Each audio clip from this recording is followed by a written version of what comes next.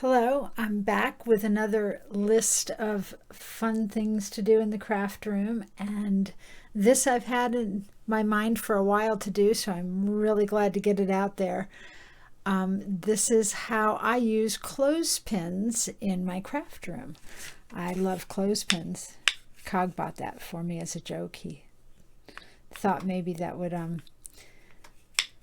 get me over my clothespin fix, but it only seemed to accelerate from there. So they come in all sizes. Do not pay too much for that clothespin. These full-size regular clothespins I get at Walmart for $1.78. So comparably, you can go to other stores and pay up to 4 or 5 times that amount. I just wanted to let you know you can find these quite easily.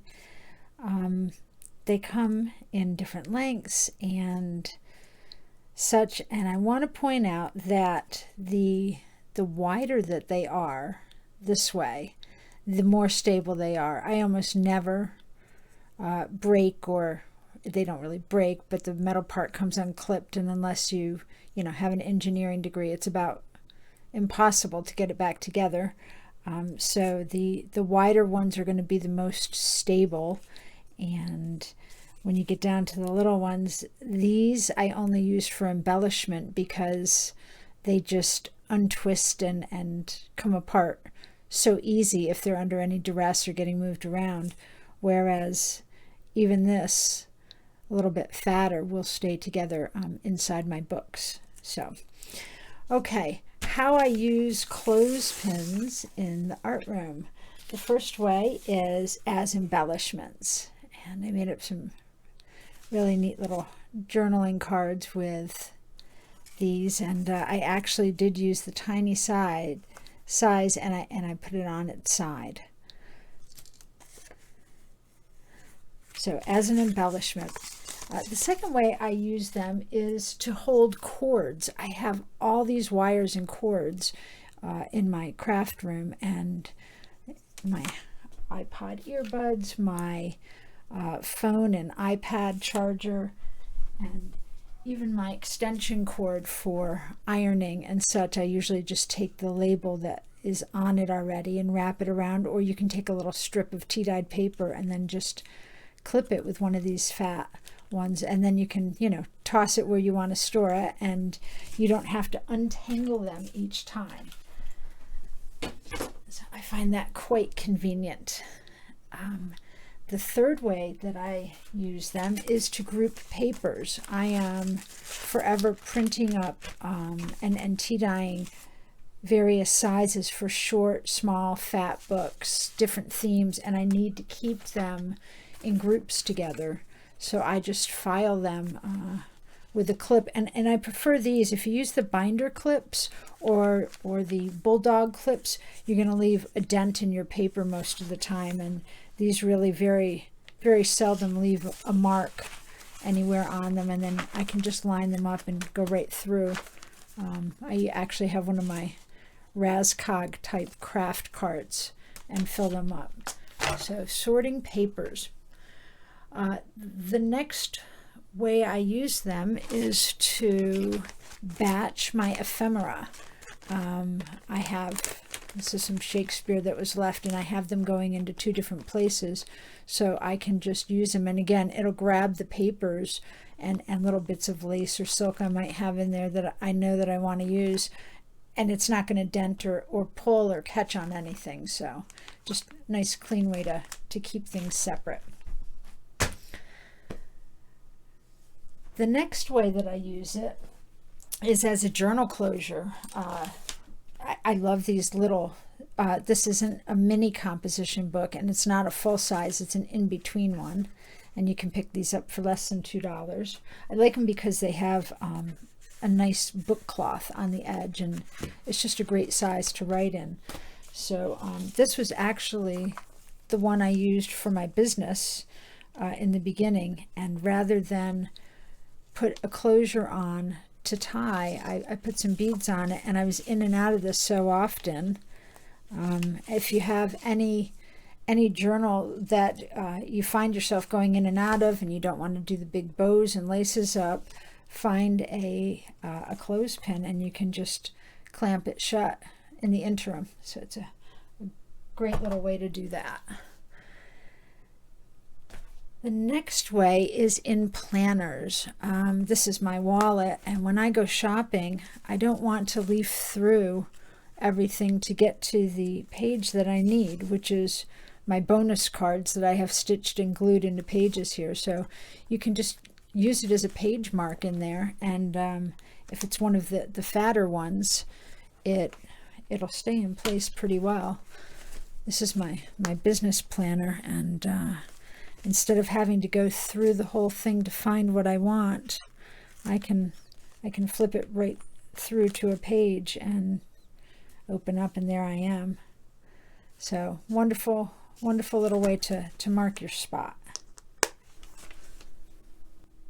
The seventh way that I use clothespins in my craft room is as clothespins to hang my sari silk. When I open up a skein, I just tie a string right around it, and that way it stays looped. It stays, in its proper wound, and I can just take it off piece by piece as I need it. So that's super convenient. The eighth way that I use clothespins in the craft room is I have taken, let's see if I can get all of this in. This is just a yardstick. So it's 3 feet long, and I have literally decoupaged the front of it, and then I decoupaged the clothespins, and I glued them on with, I think I used E6000 glue, and they open on each side.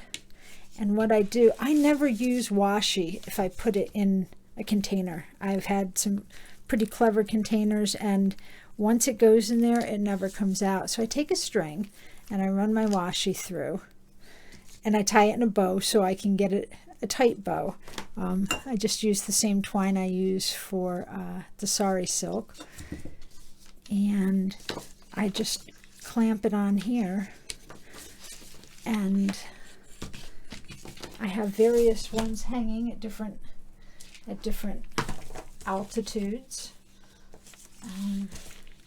and I keep this by my desk, and they just, well,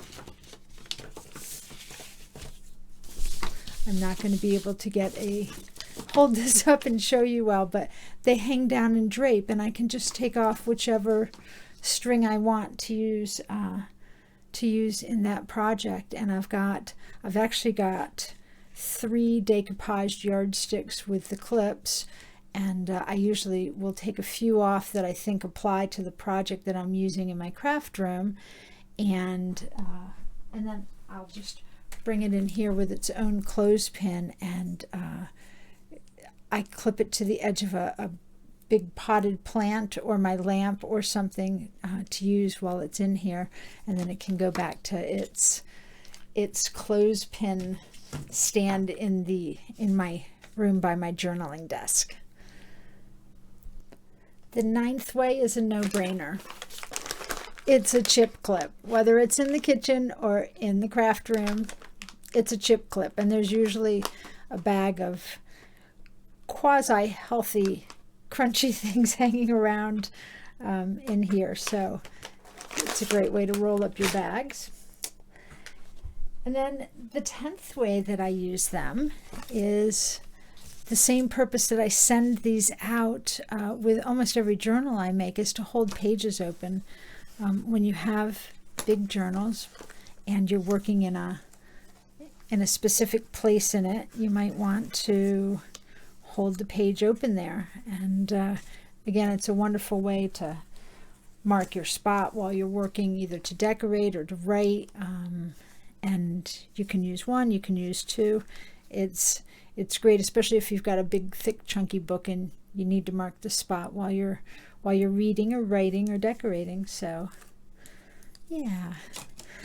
All right. So to hold the book open, a quick word on how I store these. I get them in all different sizes. So yeah, mason jars, more mason jars. The little one went in a mustard jar, the tiny, tiny ones. But if they're anywhere near the window, I try to keep them in the colored jars, which gives them some protection from UV. I've had some colored ones get really discolored in the sun. Here's a example of that. These were, I bought them because they were that pretty dusty purple that matched my planner. And you can see what happened. The ones that were exposed to the sunshine faded more and actually left different marks across them. Some of them look striped. And then the ones that weren't in the sun are still a bit vivid.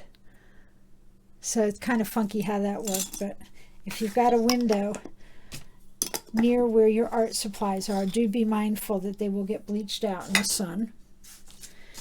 Okay, quick word on how I decorate, or what I do. They don't come like this. They come like that.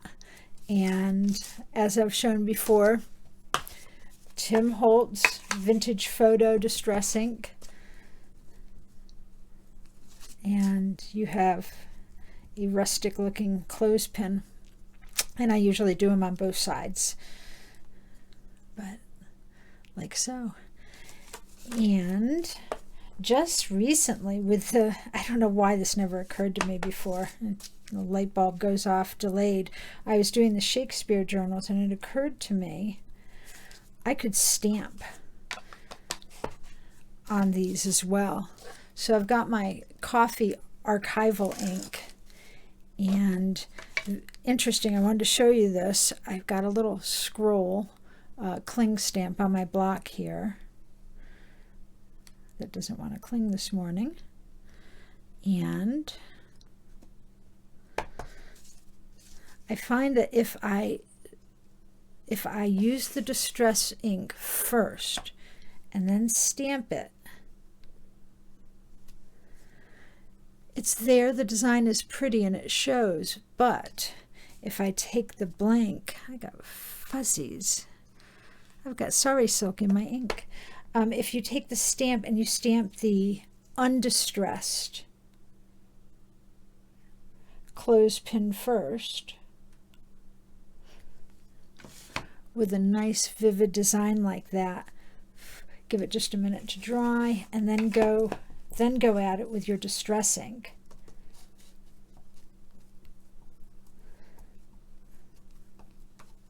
I notice a huge difference.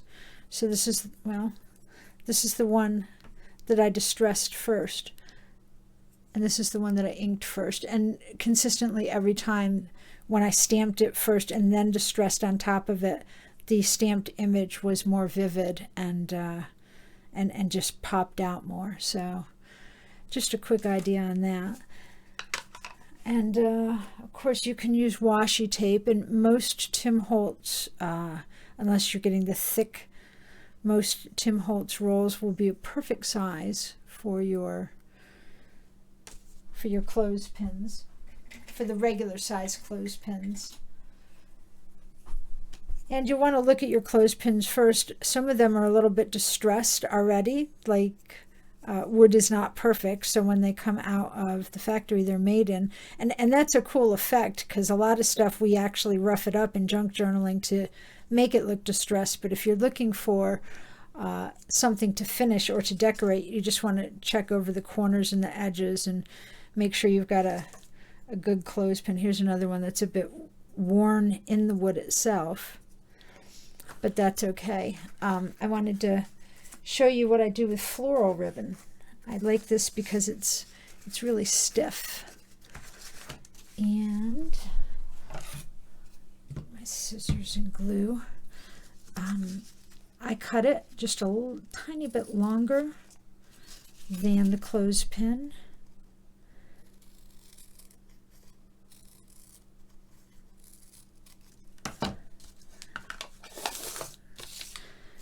And just take some Fabri-Tac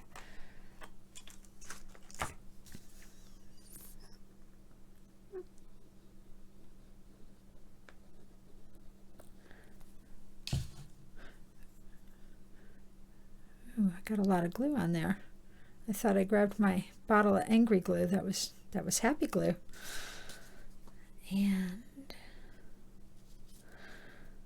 just fit that right on. And then with my scissors, I can trim that. And we have sunflower clothespins. So I hope that's given you a few ideas. That's my spiel on clothespins in the craft room. I use them in other places in the house. I have a bunch of these that I just made up with fun winter stuff that are down in the laundry room for hanging up wet hats and mittens and gloves and things when we come in the winter, or when we've been working out and we need to hang things to dry. So, well, thank you for joining me, and I'll be back soon. You guys all have a wonderful day. Bye.